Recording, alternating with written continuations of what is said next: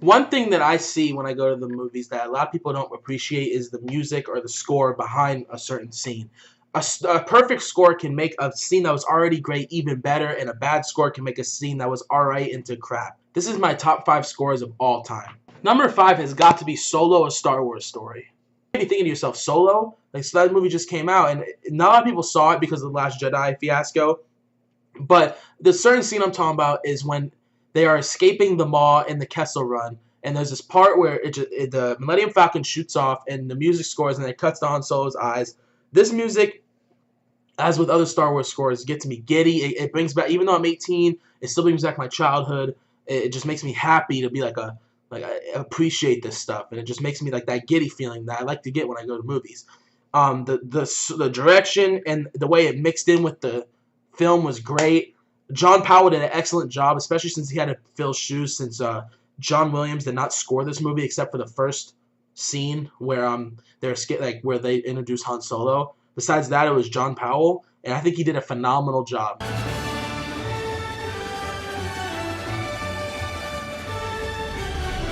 Number 4 is actually The Dark Knight. Dark Knight is considered one of the best, if not the best, superhero movie of all time. It's amazing. Heath Ledger, amazing. One of the best Joker of all time. Christopher Nolan did an excellent job. And what's funny about the Dark Knight score is it's not even like a lot of it's one string. I think it was the C string from what Hans Zimmer said, and they just pitched and they just kept like sliding across it. It makes you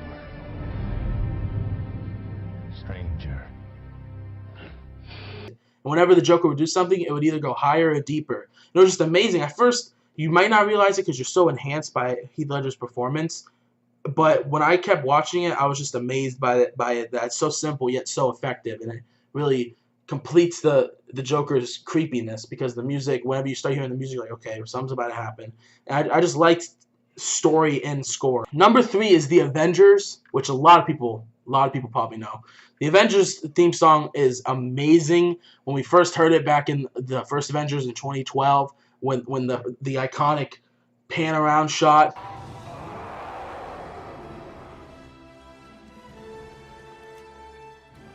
In downtown New York.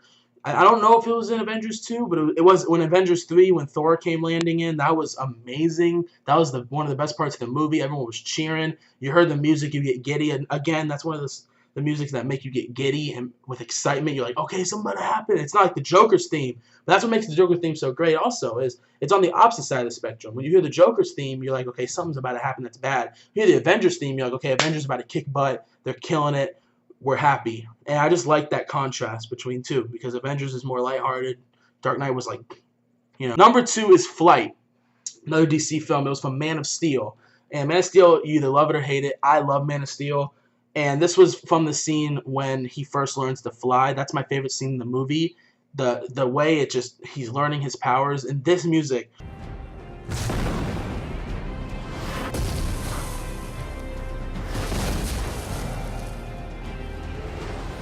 I just played you the scene with the music, right? Now I'm going to play you the scene without the music while I talk over it. Tell me this is not, there's no effect that the music has. Tell me like if they took the music out, the scene would be the same. It can't be. The scene gets you happy. The scene enhances you in that world of, okay, this is Superman. I'm smiling, like he's learning to fly. This is amazing. And it does what it has to do. Hans Zimmer, right behind John Williams for me as one of the best composers of all time. He did, Dark Knight. He did Flight, Dark Knight, Wonder Woman. He did a lot of the DC ones, and he's just amazing when it comes to it. Him and Zack Snyder together are just amazing. And number one is the main Star Wars theme. This is the most iconic movie theme of all time. This is probably the one that a lot of people will recognize if you don't look for that. It is when you first hear it, when it's the silence, like. Galaxy far, far away, and there's that silence, and then the music kicks in, and you see the title screen. Turn off the flash, you fucking moron!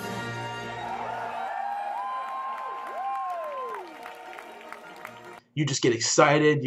When it first came out in '77, people were probably flipping out because they never really like seen that type of like music before. Again, John Williams, amazing composer. That is the end of the video, ladies and gentlemen. If you liked, please leave a like and feel free to subscribe if you're new. If you agreed with all 5 or disagreed with all 5, please let me know in the comments below. I would love to debate with you and think about choices that I might have missed in this video. My schedule for now is Monday, Wednesday, Friday.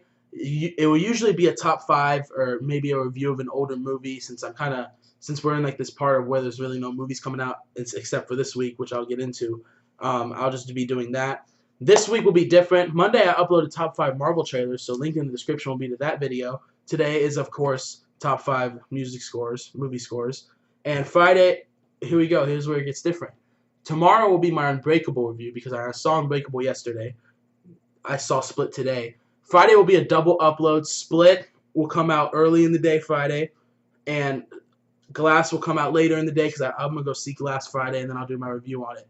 So I'll be a double upload day, and then next week will be normal because I think we have until March until the next big movie comes out, which is Captain Marvel. Anyways, guys, thank you so much. This has been Big Red Reviews. Have a good one.